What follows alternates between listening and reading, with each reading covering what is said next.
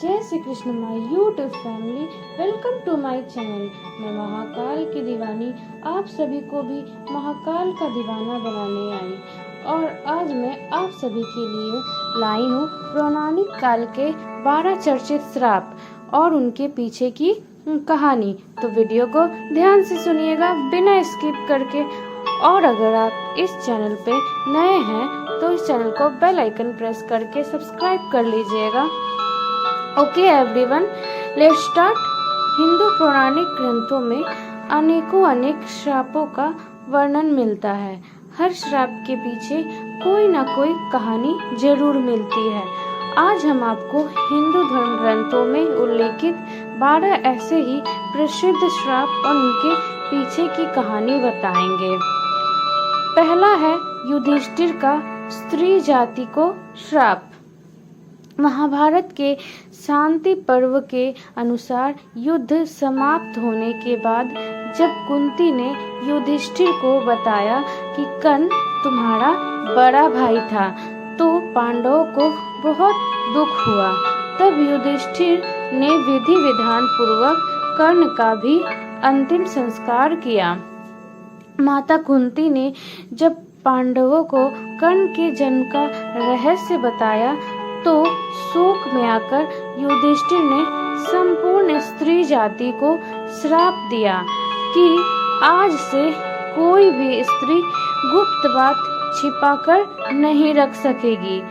दूसरा है ऋषि किंदम का राजा पांडु को श्राप। महाभारत के अनुसार एक बार राजा पांडु शिकार खेलने वन में गए। उन्होंने वहां हिरण के जोड़े को मैथुन करते देखा और उन पर बाण चला दिया। वास्तव में वो हिरण व हिरनी ऋषि किंदम व उनकी पत्नी थी। तब ऋषि किंदम ने राजा पांडु को श्राप दिया कि जब भी आप किसी स्त्री से मिलन करेंगे उसी समय आपकी मृत्यु हो जाएगी। इसी श्राप के चलते जब राजा पांडु अपनी पत्नी माद्री के साथ मिलन कर रहे थे उसी समय उनकी मृत्यु हो गई। तीसरा है मांडव्य ऋषि का यमराज को श्राप। महाभारत के अनुसार मांडव्य नाम के एक ऋषि थे। राजा ने भूलवश उन्हें चोरी का दोषी मानकर सूली पर चढ़ाने की सजा दी। सूली पर कुछ दिनों तक चढ़े रहने के बाद भी जब उनके प्राण नहीं निकले तो राजा को अपनी गलती का एहसास हुआ और उन्होंने ऋषि मांडव्य से क्षमा मांगकर उन्हें छोड़ दिया। तब ऋषि यमराज के पास पहुँचे और उनसे पूछा कि मैंने अपने जीवन में ऐसा कौन सा अपराध किया था कि मुझे इस प्रकार झूठे आरोप की सजा मिली। तब यमराज ने बताया कि जब आप 12 वर्ष के थे तब आपने एक फतिंगे की पूंछ में सीख चुभोई थी। उसी के फलस्वरूप आपको यह कष्ट सहना पड़ा। तब ऋषि मांडव्य ने यमराज से कहा कि 12 वर्ष की उम्र में किसी को भी धर्म अधर्म का ज्ञान नहीं होता। तुमने छोटे अपराध का बड़ा दंड दिया है, इसलिए मैं तुम्हें श्राप देता हूँ कि तुम्हें शूद्र योनि में एक दासी पुत्र के रूप में जन्म लेना पड़ेगा। ऋषि मांडव्य के इसी श्राप के कारण यमराज ने महात्मा विदुर के रूप में जन्म लिया। चौथा है नंदी का रावण को श्राप। वाल्मीकि रामायण के अनुसार एक बार रावण भगवान शंकर से मिलने कैलाश गया। वहां उसने नंदी जी को देखकर उनके स्वरूप की हंसी उड़ाई और उन्हें बंदर के समान मुख वाला कहा। तब नंदी जी ने रावण को श्राप दिया कि बंदरों के कारण ही तेरा सर्वनाश होगा। पांचवा है कत्रु का अपने पुत्रों का श्राप। महाभारत के अनुसार ऋषि कश्यप की कद्रु व विंता नाम की 2 पत्नियां थीं।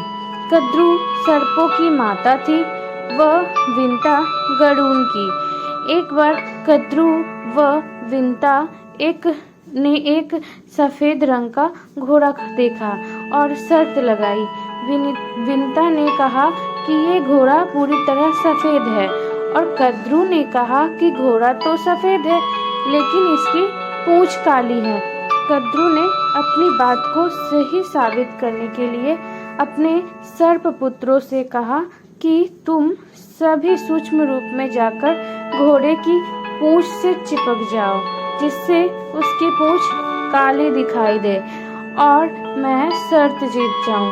कुछ सर्पों ने कद्रू की बात नहीं मानी। तब कद्रू ने अपने उन पुत्रों को श्राप दिया कि तुम सभी जन्मजय के सर्प यज्ञ में भस्म हो जाओगे। छठा है उर्वशी का अर्जुन को श्राप। महाभारत के युद्ध से पहले जब अर्जुन दिव्यास्त्र प्राप्त करने स्वर्ग गए तो वहां उर्वशी नाम की अप्सरा उन पर मोहित हो गई। यह देख अर्जुन ने उन्हें अपनी माता के समान बताया। यह सुनकर क्रोधित उर्वशी ने अर्जुन को श्राप दिया कि तुम नाम पुरुषक की भांति बात कर रहे हो, इसलिए तुम नाम पुरुषक हो जाओगे। तुम्हें स्त्रियों में नर्तक बनकर रहना पड़ेगा। इंद्र को यह बात जब अर्जुन ने देवराज इंद्र को बताई तो उन्होंने कहा कि अज्ञातवास के दौरान यह श्राप तुम्हारी मदद करेगा और तुम्हें कोई पहचान नहीं पाएगा। तुलसी का भगवान विष्णु को श्राप। शिव पुराण के अनुसार शंखचूड नाम का एक राक्षस था। उसकी पत्नी का नाम तुलसी था। तुलसी पतिव्रता थी जिसके कारण देवता भी शंखचूड का वध करने में असमर्थ थे। देवताओं के उद्धार के लिए भगवान विष्णु ने शंखचूड का रूप लेकर तुलसी का शील भंग कर दिया। तब भगवान शंकर ने शंखचूड का वध कर दिया। यह बात जब तुलसी को पता चली तो उसने भगवान विष्णु को पत्थर हो जाने का श्राप दिया। इसी श्राप के कारण भगवान विष्णु की पूजा शीलग्राम शिला के रूप में की जाती है। आठवां है श्रृंगी ऋषि का परीक्षित को श्राप। पांडवों के स्वर्गारोहण के बाद अभिमन्यु के पुत्र परीक्षित ने शासन किया। उसके राज्य में सभी सुखी और संपन्न थे। एक बार राजा परीक्षित शिकार खेलते खेलते बहुत दूर निकल गए। तब उन्हें वहां समीक नाम के ऋषि दिखाई दिए जो मौन अवस्था में थे। राजा परीक्षित ने उनसे बात करनी चाहिए, लेकिन ध्यान में होने के कारण ऋषि ने कोई जवाब नहीं दिया। ये देखकर परीक्षित बहुत क्रोधित हुए और उन्होंने एक मरा हुआ सांप उठाकर ऋषि के गले में डाल दिया। यह बात जब समीक ऋषि के पुत्र श्रृंगी को पता चली तो उन्होंने श्राप दिया कि आज से 7 दिन बाद तक्षक नाग राजा परीक्षित को डस लेगा, जिससे उनकी मृत्यु हो जाएगी। 9वां है राजा अंद्रन्य का रावण को श्राप। वाल्मीकि रामायण के अनुसार रघुवंश में एक परम प्रतापी राजा हुए थे जिनका नाम अरण्य था। जब रावण विश्व विजय करने निकला तो राजा अंद्रन्य से उसका भयंकर युद्ध हुई। उस युद्ध में राजा अंद्रन्य की मृत्यु हो गई। मरने से पहले उन्होंने रावण को श्राप दिया कि मेरे ही वंश में उत्पन्न एक युवक तेरी मृत्यु का कारण बनेगा। इन्हीं के वंश में आगे जाकर भगवान श्री राम ने जन्म लिया और रावण का वध किया। 10वां परशुराम का कर्ण को श्राप। महाभारत के अनुसार परशुराम भगवान विष्णु के ही अंशावतार थे। सूर्यपुत्र कर्ण उन्हीं के शिष्य थे। कर्ण ने परशुराम को अपना परिचय एक ब्राह्मण के रूप में दिया था। एक बार जब परशुराम कर्ण की गोद में सिर रखकर सो रहे थे, उसी समय कर्ण को एक भयंकर कीड़े ने काट लिया। गुरु की नींद में विघ्न न आए, ये सोचकर कर्ण दर्द सहते रहे, लेकिन उन्होंने परशुराम को नींद से नहीं उठाया। नींद से उठने पर जब परशुराम ने ये देखा तो वे समझ गए कि कर्ण ब्राह्मण नहीं बल्कि क्षत्रिय है।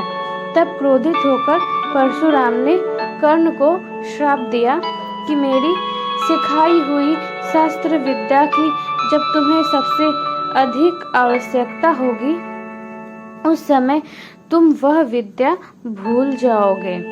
11वां है तपस्विनी का रावण को श्राप।